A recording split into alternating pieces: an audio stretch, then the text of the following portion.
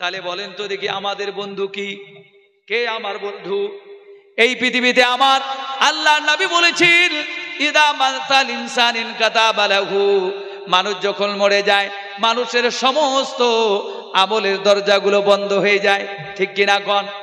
বন্ধ হয় কিনা হয়? সমস্ত আমল বন্ধ হয়ে যায়। আপনার বাবা, আমার বাবা, আপনার মা, আমার মা দুনিয়াতে নামাজ পড়েছিল, তাহাজ্জুদ পড়েছিল আপনার বাবা। আপনি রাত্রিবেলা উঠে দেখেছেন আপনার বাবা রাত 2টা 3টা 4টা 5টার সময় উঠে আপনার বাবা তাহাজ্জুদের যায় নামাজে বসে নামাজ পড়ে আল্লাহর কাছে কাঁদতেছে। এমন আমরা বাবাজি দেখছি কি দেখি নাই? কোন কি ভাই, ছিল কি ছিল না? আমার ভাইরা আমার, কিন্তু আপনার বাবা যেদিন থেকে মারা গেল, বলেন তো দেখি আমলের রাস্তা আছে না? এখনো বন্ধ হয়ে গিয়েছে। বন্ধুগণ আমার, আল্লাহর নবী বলেছেন, মানুষ যখন মারা যায় পৃথিবীর জমিনেতে যত বড় আল্লাহওয়ালা হোক না কেন, কিন্তু বলছে আল্লাহর নবী বলেছেন তার সমস্ত আমল বন্ধ হয়ে যায়, কিন্তু 3টা আমল দুনিয়ার জমিনেতে বাকি থাকে। 1 নম্বরে হচ্ছে সদকায়ে জারিয়া, আল্লাহর রাস্তায় মসজিদ মাদ্রাসায় যদি দান করে। নাম্বার 2, আল্লাহর নবী বলেন আওলাদুন সালিহা, এমন একটা সন্তান, নেক সন্তানের কথা বলেছে। সন্তান যদি 10টা 5টা ছেড়ে যান, যদি নামাজি না হয় কোনো লাভ হবে ভাই? লাভ হবে? আল্লাহ আপনাকে দিয়েছে 4টা ছেলে 2টা মেয়ে, কিন্তু আল্লাহ দিয়ে একটা ছেলেও নামাজ পড়ে না, মেয়েও নামাজ পড়ে না, আপনি কি কামিয়াব? ভাই খারাপ পাচ্ছেন? ভাই আমার কথা খারাপ লাগতেছে শোনারা? আপনি মারা যাচ্ছেন, আপনি দেখে গেলেন আমার ছেলেরা নামাজ পড়ে না, আমার মেয়েরা নামাজ পড়ে না। বলেন তো দেখি আপনি পৃথিবীর মধ্যে আপনি বুদ্ধিমান না আপনি বোকা মানুষ? কি মানুষ? যে ছেলেরা আপনি বেঁচে থাকা অবস্থায় নামাজ পড়ে নাই, আপনি মারা গেলে পরে এই ছেলে কি নামাজ পড়বে নাকি? যখন পড়বে। আমার ভাইয়ের আমার জেনে রেখে দেন, আওলাদে সালেহা এমন ছেলেকে বলা হয় যারা বাবা মারা যাওয়ার পর বাবার কথা স্মরণ করে নামাজের মধ্যে দাঁড়িয়ে আল্লাহর কাছে কাঁদে, রব্বুল আলামিন, আয় আল্লাহ আমার আব্বাকে নিয়েছো রব্বুল আলামিন, আল্লাহ আমার আব্বাকে জান্নাতুল ফিরদাউস নসিব করে দাও।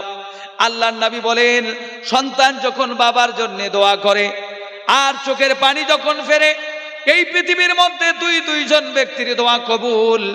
সন্তান যদি বাবার জন্য দোয়া করে আর বাবা যখন সন্তানের জন্য দোয়া কবুল করে, আল্লাহ রাব্বুল আলামিন সঙ্গে সঙ্গে বাবা ছেলে দোয়া কবুল করে। জোরে বলুন সুবহানাল্লাহ। আওলাদে সালেহার কথা কেন বললাম? কেন বললাম বলবেন হুজুর আমার তো ছেলেরা নামাজ পড়ে না। আপনি চিন্তা করছেন আমি মারা যাওয়ার পর আমার ছেলেরা কি করে খাবে? হয়তো আমার ছেলে 50,000 টাকা বেতনে চাকরি করে, আপনি মনে করছেন আমার ছেলে পারফেক্ট, কিন্তু ভাইরা আমার চিন্তা করেন আপনার ছেলে 50,000 টাকা রোজগার করে, সেটা বড় কথা নয়। রুজির মালিক আল্লাহ। আল্লাহ পাক বলেন, ইন্নাল্লাহা হুয়ার রাজ্জাকু যুল কুওয়াতিল মাতিন মা উরিদু মিনহুম মির রিজকিন ওয়া মা উরিদু আইয়ুতঈমুন। জোরে বলেন আল্লাহু আকবার। আচ্ছা বলেন তো দেখি, রুজি আল্লাহ দেয় না আমরা আল্লাহকে রুজি দেয়? আল্লাহ পাক বলেন, ও পৃথিবীর মানুষেরা শুনে রেখে দাও, আমি তোমাদের কাছ থেকে রুজি চাই না, বরং আমি আল্লাহ সুবহানাহু ওয়া তাআলা পৃথিবীর সমস্ত মানুষকে খাদ্য দেই, রুজি দেই। জোরে বলুন সুবহানাল্লাহ। আমার ছেলে আপনার ছেলে জরিয়ায় মাসের জন্য 10 বিঘা জমি করে দিলেন, একটা ভালো জব করে, সেটাই বড় কথা নয়, কিন্তু আমি মারা যাওয়ার পরে আমার ছেলে আমার জন্য নামাজ পড়ে দোয়া করতে পারবে কিনা, এটা হচ্ছে সবচেয়ে বড় কথা। খারাপ পাচ্ছেন সোনা ভাইরা? আমি হাদিস কোরআন থেকে বলি, কাউকে যদি খারাপ লাগে আমি করার কিচ্ছু নেই। আমার ভাইয়েরা, আওলাদে সালেহার কথা বলতে গিয়ে এই কথাটা বলবো, একজন হাই এডুকেটেড ইঞ্জিনিয়ার কলকাতায় থাকে। অনেক ছেলেরা কলকাতায় থাকে কি না থাকে, চাকরি করে ইঞ্জিনিয়ার। বাপ ইন্তেকাল হয়েছে, বাপের ইন্তেকালের কথা শুনে ছেলেটা ফ্লাইটে বাড়িতে চলে এসেছে। বাড়িতে আসার পর বাবার জানাজারে ধনী ব্যক্তি মারা গিয়েছে, জানাজারে অসংখ্য মানুষ হয়েছে। আচ্ছা বলেন তো দেখি, জানাজারে যাওয়া লাভ আছে না ক্ষতি? জানাজারে যাওয়া লাভ না ক্ষতি? আল্লাহর নবী বলেছে, কেউ যদি কোনো মুসলমান ভাইয়ের জানাজারে যায়, হাঁটে, আল্লাহ পাক জানাজার করার কারণে 1 কেরাত, আর দফন করে মাটি দেওয়ার কারণে 1 কেরাত, আল্লাহ পাক 2 কেরাত আল্লাহ তার দামুল্লামায় লিখে দেয়। কোন সুবহানাল্লাহ, 2 কেরাত দান করে। এখন বলেন তো দেখি আমার ভাইয়েরা, এই জানাজারে আমরা দেখি 5000, কিন্তু মসজিদে যা দেখবেন 5 জন। কয়জন মসজিদে? কয়জন ভাই? 5 জন। আর জানাজারে কয়জন? 5000। আচ্ছা কোন তো দেখি, জানাজারে নামাজ ফরজে কিফায়া আর এই ওয়াক্তের নামাজ কি ফরজ? ওটা যদি আপনি না পড়েন গুনাহগার হবেন। এলাকার 3 জন ব্যক্তি যদি করে দেয় তাহলে আপনি গুনাহ থেকে বেঁচে গেলেন। কিন্তু মায়েরা হয়তো এগুলো মশলা বুঝবে না, এগুলো বলতে চাই না, আমি অন্যদিকে বক্তব্য দিচ্ছি।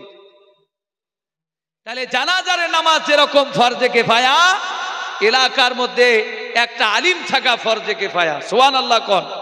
যে এলাকায় ওলামা নেই, আলিম নেই, ওই এলাকার মানুষ সব গুনাহগার। কিন্তু আপনারা দারুল উলুম ফরিদপুর এলাকাবাসী, আপনারা বড় ভাগ্যবান। আপনাদের বুকে, আপনাদের কলিজায় এই মাদ্রাসা। জোরে বলুন সুবহানাল্লাহ। আমার ভাইয়েরা, ওই হাদিসটাকে পুরা করে দেই। কোন হাদিসটা মনে আছে? ওয়ান আলী ইবনে রাদিয়াল্লাহু তাআলা আনহু قال قال النبي صلى الله عليه وسلم من قرأ القرآن فاستظهره فحل حلاله وحرم حرامه أدخله الجنة شفه في 10 من أهل بيت قد وجبت لهم النار। আল্লাহর নবী বলেন, কেউ যদি কোরআন পড়ে থাকে আর কোরআনকে যদি মুখস্থ করে আর কোরআনকে যদি হেফাজত করে, কোরআন পড়ার পর হালালকে হালাল জানে, হারামকে হারাম জানে, ওই ব্যক্তি মারা গেলে পরে আল্লাহ পাক তাকে জান্নাত দিয়ে দিবে। কোন সুবহানাল্লাহ। বিয়ে পাস হলে আল্লাহ জান্নাত দিবে, সে কথা হাদিসে বলেন নাই। এলাকায় একটা এমএ পাস থাকবে, বিএড ডিএড করা থাকবে, একটা বিশাল বড় শিক্ষিত থাকবে, জেনারেল, সেটা কথা বলেন নাই। থাকা ভালো, আমি খারাপ বলছি না, কিন্তু আল্লাহর নবী বলেছেন একটা মানুষ যখন কোরআনের হাফিজ হবে, কোরআনকে মুখস্থ করবে, সে জান্নাতে চলে যাবে। জোরে বলুন সুবহানাল্লাহ। শুধু তাই নয় ভাইরা আমার, এই কোরআনের হাফিজ যারা আছে, এই কোরআনের হাফিজের মধ্যে থেকে, ওদের আত্মীয়র মধ্যে থেকে, ওদের রিশতেদারের মধ্যে থেকে, ওদের বন্ধু থেকে, ওনার খানদান থেকে 10 জন ব্যক্তি যার উপর জাহান্নাম ওয়াজিব হয়েছে। কি ওয়াজিব হয়েছে? জাহান্নাম। এই জাহান্নামের কথা যদি বলি আপনারা শুনবেন নাকি? শুনবেন? জান্নাতের কথা বললে শুনবেন? আচ্ছা বলেন তো, মুমিনের ঠিকানা কোথায়? ভাই, মুমিনের ঠিকানা কোথায়? জান্নাত। আমরা কোথায় যেতে চাই, জান্নাতে না জাহান্নামে? জান্নাতে। সবাই কোথায় যেতে চাই? হাত তুলি, জান্নাতে। হাত তুলে নারায়ে তাকবীর।